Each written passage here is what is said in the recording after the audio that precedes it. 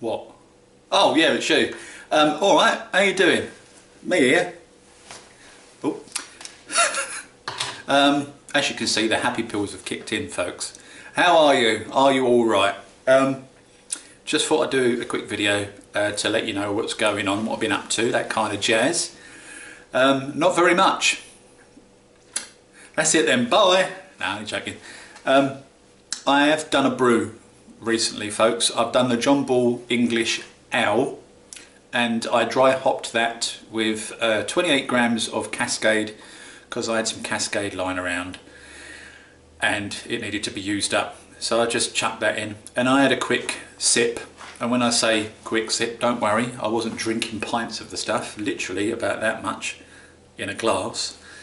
And it tasted alright. So hopefully, given time to mature, not mature, that's sitting in bottles down the other end of the kitchen, under the table, carbonating basically, and then 2 weeks time goes to the shed, we forget about it, and we'll come back to it later on in the year. So that's that to look forward to. Now, talking about the English Ale, I do have 2 tins of that lying around in the cupboard, and initially I asked for some ideas on Facebook about what to do, you know, what to do next. And I had loads of hops and quite a few tins. I've still got a few tins left. And Dave the Welsh brewer came back to me and said, Roy, you've got a Wilko's Forest Fruits cider there, and you've got a John Bull English Ale kit. Why don't you chuck the 2 in together and come up with some sort of strawberry ale? And I thought, oh, not a bad idea. Maybe we'll give that a go. And I've not got around to it yet. But recently I've been in a chat with Dave again, and I've also got a couple of tins of Wilko's Light Golden Lager. And I was chatting to him about that, and I said, well, maybe we can come up with some sort of pseudo lager, fruit to the forest lager kind of thing, because that probably suits the style a little bit better than perhaps chucking it in, you know, with a John Bull English Ale. And I didn't really want to waste a John Bull English Ale kit, to be honest, because if it's nice, and I've not had one yet, so I don't know, and it doesn't come out alright, then we've wasted a potentially decent kit, haven't we? And we don't want to do that. So, as the Wilko's kits, when they're in the sale, the 20%, 25% sale, are less than a tenner, 7 to 7.5 quid, something like that. You know, it doesn't really matter if that don't work out. So that's what we're going to be doing, folks. I'm going to be doing that very, very shortly, and we'll see how it comes out. You know, we've got nothing to lose, really, have we? I don't expect it to be any good. A bit itchy today. It's that time of year, folks, and get pollen and all that sort of stuff. Yeah, I don't expect it to be any good, but then I don't expect it to be particularly bad either. I have no expectations of it. It might come out really good, it might come out absolutely crap. Who knows? But it'll be a pseudo lager cider thing, and it may turn out alright. You never know, do you? So instead of using, you know, like a kilo of brewing sugar with the lager, it's basically, we're replacing that with the Wilko's Forest Fruit cider kit. And I'm going to be using 2 sachets of the yeast, basically the yeast that comes with the kit, because I can't decide whether to use a lager yeast or a cider yeast, so we're just going with the kit yeast. So look forward to that. We'll give that a go. I might record it, I don't know yet. It's basically me emptying 2 tins into a fermenting bucket, chucking some yeast in, and then sticking it in the fridge of doom and forgetting about it. Not very exciting, but we'll see how we go. What else has gone on? I've got a replacement Golden Ale kit, St. Peter's Golden Ale from Muntins. Thank you to Muntins, very kind of them to send me a replacement kit. I did brew the kit about 2 months ago, and it came out bad, and it was just horrible. It just tasted like vinegar. It was off basically, and I had to dump it. Now that's 2 occasions now. 2 occasions where I've done a kit and it's come out bad. I've never yet had a bad beer from making one from scratch, you know, of my own choice with, you know, sort of extract and you know, the hops of my choice. For example, I did a beer called a Simcentra. Can you guess what's in that? Yes, Simcoe, Centennial and Citra. It's more of an IPA really, and it came out all right. It tastes perfectly nice. It's a nice beer, but there's, you know, there's no flavours in there and stuff. And when I've done my own beers, you know, with my own recipes and tweaks and things, I haven't had a bad batch. The only bad batches I've had have been, one, the St Peter's Ale, and secondly the Bulldog Strawberry Pale Ale kit. So I sent a little email to Muntins. Mark sent me an email.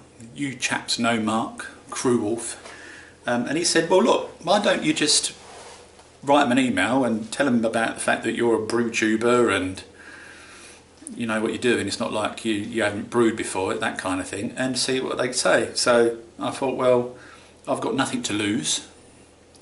So I sent them an email, and they passed me through to their head brewer, and we had a nice chat, and we were talking about how the beer tasted and that kind of jazz. And he did say to me, one recommendation, he said, and I'm passing this on to you guys: whenever you brew a kit, always keep a record of the batch number that's on the kit packet or on the tins, okay? Because that way they can trace it back and see whether there's a problem with that batch, or, you know, help you out in some way, shape or form. If you don't write down the batch number, then they're less likely to sort of give you a helping hand. However, much to Muntins' credit, in this instance they did agree to send me a replacement kit after I think he got the idea that I knew what I was talking about and I wasn't a beginner of some sort, you know. And I, you know, basically I sanitised all my kit, and I've done over 100 brews in the last couple of years, that kind of thing. So I got a replacement kit through. So thank you to Muntins for sending me the replacement kit. Hopefully when we do that one again, I won't have the same problem. To be sure, I'm in the process of replacing all of my fermenting vessels. Now, rather than using the 23 litre bog standard buckets, I've bought 30 litre buckets of much sturdier plastic, and they seem to be, the surface of them inside seem to be a lot smoother, and they're not as rough and ragged as some of those cheap fermenting vessels that you can get. It may well be that those fermenting vessels, the cheap ones, have got a scratch or two in there, and some sort of, you know, fungus has got in there, or virus or whatever, and that's caused the beer to go bad. The other thing to make a note of when you do a brew, of course, is what fermenting vessel you used, and you know, if you've got siphon, if you've got more than one siphon, make a note of what siphon you used and all your equipment, because that way you can trace it down to what the problem might be. Hopefully we won't have a problem again, because I'm using new fermenting vessels. And also, if you use a 30 litre bucket, you've got more room at the top for the foam, haven't you, when the fermentation is quite busy. I tend to use blowout tubes now, and that works really well, rather than, you know, just sticking a bloody, what's it in, an airlock. Don't really like airlocks, to be honest. They don't really give you any real benefit, and plus if I use a blowout tube, I can just about still fit my 30 litre bucket in my beer fridge. Otherwise I've still got, you know, I don't know how big those airlocks are, but, you know, sort of that much. Even if you use one of those new sort of plasticky ones, you've still got sort of an inch or so, haven't you? So it saves room in the fermenting fridge if I've just got a plastic tube in there running down to, you know, a glass of clean water that's been sort of mixed with Star Sen. So yeah, I'm just giving you that piece of information because Muntins told me that that's what they recommend. I can see where they're coming from. A while ago I had a problem with a Cooper's malt that I bought from Tesco sale, and I opened it up and it was rock hard, and although there was nothing wrong with it, it was all rock hard. And then Cooper's, I did complain to computers. I complained to computers, folks. I said, you computers are not doing what you're supposed to be doing with this malt. Fuck off, we're computers. I complained to Cooper's, thank you. And they asked me for batch numbers and stuff. So whenever you do your brewing, folks, do write down your batch numbers or take a photo. That's all you've got to do. Take a photo of the box with the batch number on it, or wherever you can find the batch number. Sometimes they're on the tins, yeah, if you're doing like Wilco's kits, it'll be on the tins. Make sure you've got a copy of the batch number so that if you do get a problem, you can write off to them and complain. And sometimes if they're good and they're all about customer service, they'll send you a replacement. Okay, so that's a little bit of information for you. So what else has been going on? I got some beer mail from Claire. Thank you very much, Claire. Curbs, 1984, 1987, something like that. You know you are. You know how old you are. I don't want to make you older than perhaps you are. Everyone knows Claire anyway, don't they? She sent me some a bottle of Chubby Cherub, which is very nice, one of my favourites. It's a Cooper's recipe, sadly. Cooper's is alright, really. I'm not Craytube, so I don't wear my Cooper's hat all the time and buy Cooper's everything. Send me stuff now. Behave yourselves. So the Chubby Cherub is basically, although it's a Cooper's recipe, there's no Cooper's kit in it. It's basically malt extract. So it's light malt extract, amber malt extract. You don't have to buy the Cooper's, do you? You can use whatever you want. You can use a malt you buy from bloody Holland and Barrett if you want. Sometimes they do a buy one, get one at 1p thing in Holland and Barrett, and you can get malt extract that way. But you know, whatever. So you malt extract, and you just boil some hops with it, and you've got yourself a really nice beer. So that's that's probably in my top 10 decent beers I've tasted that I've done myself, along with the Cascade. I've done a Cascade beer on its own, and that's fucking just amazing. Cascade, I like Cascade, and the mixture of the Cascade and the Amarillo, of course, is also a very nice beer.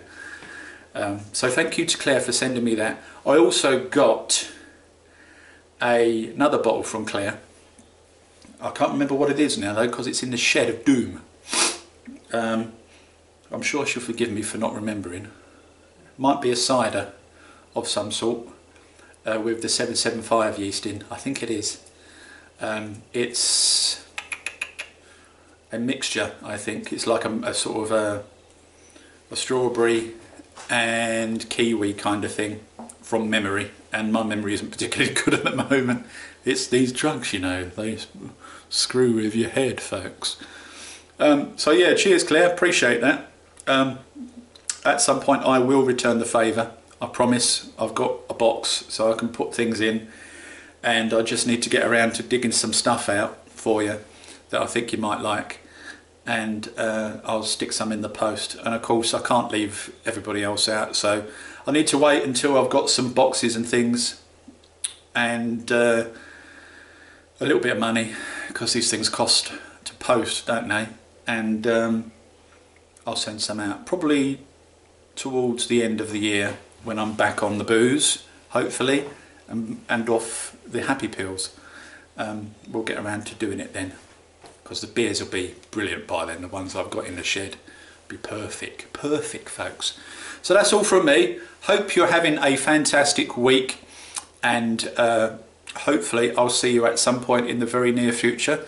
If not, enjoy yourselves, be healthy and happy, and I'll see you on the next one. Ta-da!